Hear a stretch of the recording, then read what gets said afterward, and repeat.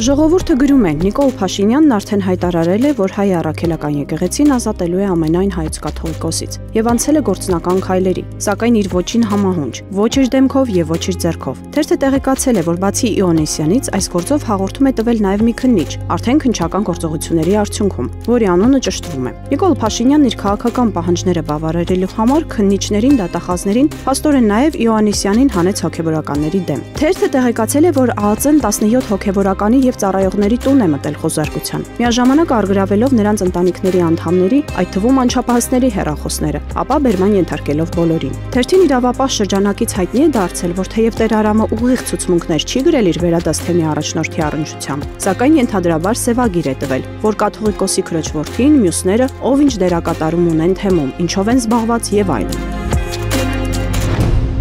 Հրապարակը գրում է. Առաջին ատյանի ընդհանուր իրավասության դատարանի նախագահի պարտականությունները կատարող Ժորա Չիչոյանի հրահանգով Երևանի առաջին ատյանի բոլոր դատարանները իրենց բոլոր դատավորներով հանդերձ մեկ շաբաթ շարունակ պետք է հերթապահեն դատարանում։ Նման բան մեկ էլ եղել է, երբ Սամվել Կարապետյանին էին ձերբակալում։ Հավանաբար դատարանի նախագահ Մնացական Մարտիրոսյանը մտածել է, որ տրցակներով միջնորդություններ են բերելու։ Բոլոր դատարանները հերթապահեն, որ հասցնեն կալանքի սանկցիաներ տալ։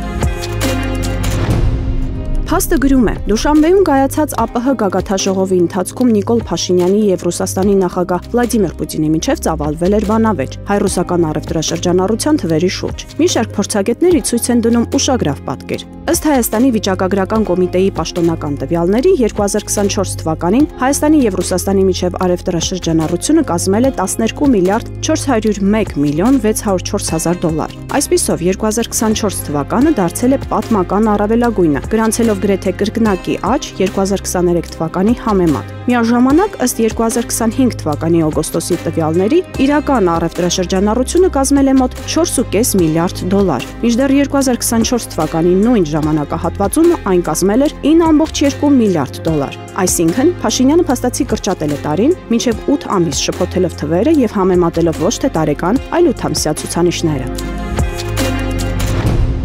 Ժողովուրդը գրում է. 8 անգամ ներողություն կհայցեմ, եթե Կարապետյանը ցույց տա Գեղարքունիքում մեկ բարերարություն։ Ֆակտոր TV-ի հետ զրույցում հոկտեմբերի 14-ին հայտարարել է ՔՊԱ-կան падգամավոր Նարեկ Գրիգորյանը։ Թերթը հիշեցնում է, որ Նարեկ Գրիգորյանը ինքնավնասումով բանակից փախած է։ Նախկինում զբաղվել է ձկնկողությամբ, իսկ հիմա իշխանական падգամավոր է աշխատում ժանրի կանոններով ակնհայտ ստեր խոսելով ու պորոտախոսելով։ Այնպես որ Նարեկ Գրիգորյանը պետք է ներողություն խնդրի։ Հրապարակը գրում է. Թեպետ վաղարշաբաթի թիմ ընտրությունների պաշտոնական քարոզարշավը դեռ չի սկսվել, սակայն իշխանությունը տևական ժամանակ քարոզարշավ է իրականացնում։ Թերթին պատմել են, որ Արմավիրի մարզպետ Վահրամ Խաչատրյանը մարզպետարանը վերածել է նախընտրական շտաբի։ Բան ու գործը թողած ողջ օրը էջմիածնի ընտրություններով է զբաղված։ Իր մոտ է կանչում վաղարշաբաթ խոշորացված համայնքն ընդգրկող համայնքների ավտորիտետներին, համայնքի ղեկավարներին եւ թիվ պահանջում, ով որքան ձայն կարող է ապահովել ՔՊ-ի տեխնացու Արգիշտի Մեխակյանի համար։ Հաղթանակի դեպքում խոստանում պարգև, ում ինչ հարկավոր է։